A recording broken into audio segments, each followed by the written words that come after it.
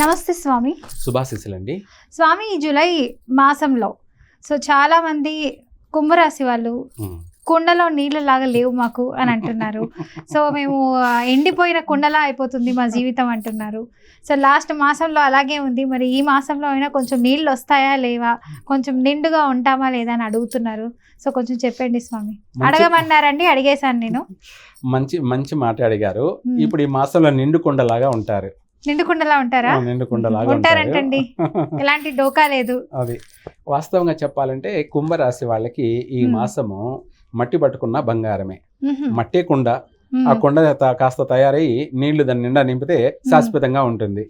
నిండు కుండలా ఉంటారు. వాస్తవంగా చెప్పాలంటే ఈ రాశి వాళ్ళకి ఏ పని మొదలు పెట్టినా దిగ్విజయంగా నెరవేరుతుంది. ఎటువంటి ఆటంకాలు కలగవు, ఎటువంటి అవరోధాలు కూడా రావు. అలాగే చిన్న వ్యాపారమైన, చిరు వ్యాపారమైన ప్రారంభం చేసుకోవచ్చు. వాళ్ళ స్థాయి స్తోమతలను బట్టి ఎంత పెద్ద వ్యాపారమైనా కూడా ప్రారంభం చేసుకోవచ్చు.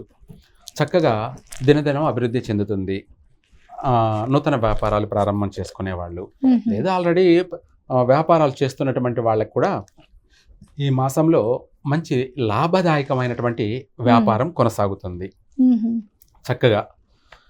ఇదే కాకుండా వివాహ ప్రయత్నాలు చేయాలనుకున్న వాళ్ళు ఈ మాసంలో ప్రయత్నం చేయొచ్చు. తొందరగా సంబంధాలు కుదురుతాయి, తొందరగా చకచక వివాహాలు కూడా అయిపోతాయి. కుటుంబం అంతా కూడా సంతోషంగా విరాజిల్లుతుంది. ఇదే కాకుండా వీటితో పాటు ఈ కుంభరాశి వాళ్ళకి సంతాన విషయంలో కూడా శుభవార్తలు వింటారు. పుత్ర సంతాన ప్రాప్తి కలిగే అవకాశం అధికంగా ఉంది.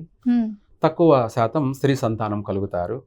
మొత్తం మీద కుటుంబం అంతా కూడా సంతోషం వెళ్లి విరుస్తూ ఉంటుంది. ఇంట్లో సుఖ సంతోషాలతో ఉంటారు. 3 పూలు 6 కాయల్లాగా. అంతేకాకుండా ఎప్పటి నుంచో దీర్ఘకాలికంగా కొన్ని కేసులు పెండింగ్ ఉన్నటువంటి భూ వివాద కేసులు కావచ్చు, లేదంటే ఇంకా వేరే ఇతరత్ర సమస్యలతో ఇరుక్కొనున్నటువంటి వాళ్ళు, కోర్టు వ్యవహారాలు కావచ్చు, ఇవన్నీ కూడా క్లియర్ అయ్యే అవకాశం కూడా ఉంది. కోర్టు కేసులు కానీ ఇటువంటివన్నీ కూడా ఈ మాసంలోనే క్లియర్ అయ్యే అవకాశం ఉంది.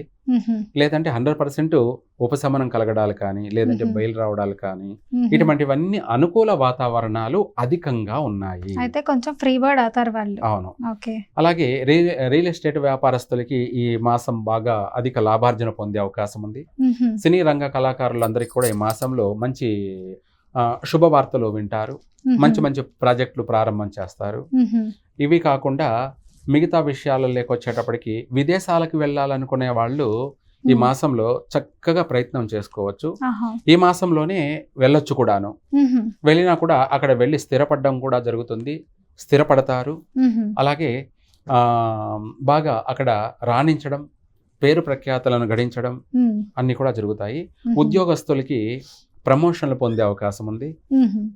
కొత్తగా నూతనంగా ఉద్యోగాలు ప్రయత్నం చేసుకునే వాళ్ళకి కూడా ఈ మాసంలో ప్రయత్నం చేసుకుంటే తప్పకుండా వాళ్ళకి ఉద్యోగం వస్తుంది. విద్యార్థులు కూడా చక్కగా కలిసి వచ్చేటువంటి కాలమే.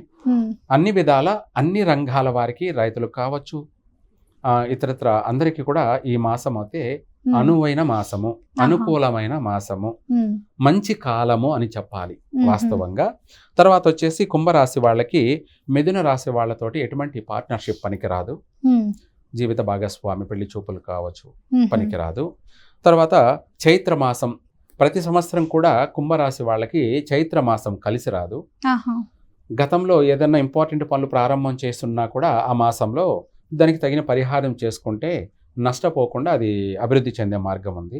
లేదంటే నష్టపోవడం, లేదంటే నిలిచిపోవడం, ఆగిపోవడం అని కూడా జరిగే అవకాశాలు ఉన్నాయి. తర్వాత ఇదే కాకుండా కుంభరాశి వాళ్ళకి తదియ, అష్టమి, త్రయోదశి తిథులు ఘాతు తిథులు. ఈ తిథుల్లో ఇంపార్టెంట్ పనులు ఏదైనా చేయకూడదు, కలిసి రాదు. మరి రైతులు గురుగారు? రైతులు ఇందాక చెప్పాను, రైతులకు కూడా అనుకూలంగానే ఉంది. అనుకూలంగానే ఉంది.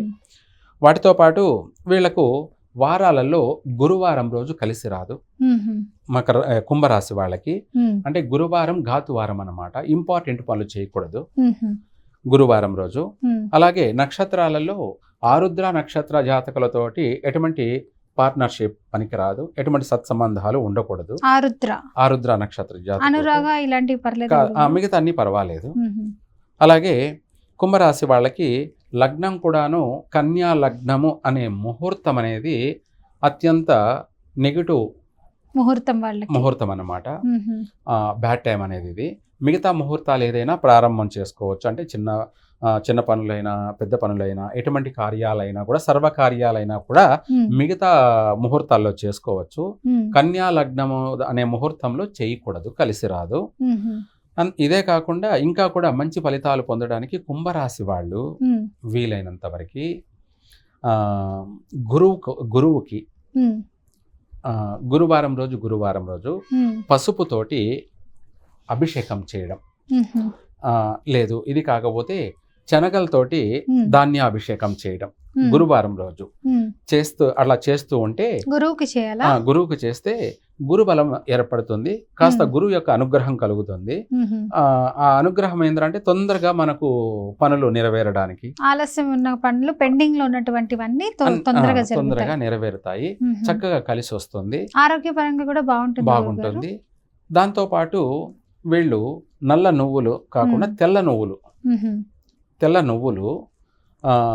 బ్లూ జాకెట్లో నీలపు జాకెట్లో తెల్ల నువ్వులు వేసి మూట కట్టి శనివారం రోజు వీళ్ళు దానం చేయాలి. అది ఉదయమే 6 నుంచి 7 లోపల దానం చేసినట్టు అయితే వీళ్ళకి ఇంకా కూడాను సర్వకర్మ విమోచన. సర్వకర్మ అంటే వీళ్ళలో ఉన్న నెగటివ్ని దానం చేసేసి పాజిటివ్ని రిసీవ్ చేసుకుంటారు. అన్ని కూడా శుభకార్యాలు చక్కగా నెరవేరుతాయి. చాలా చక్కగా చెప్పారు గురుగారు, ధన్యవాదాలు. సర్వే జన సుఖినో భవంతు.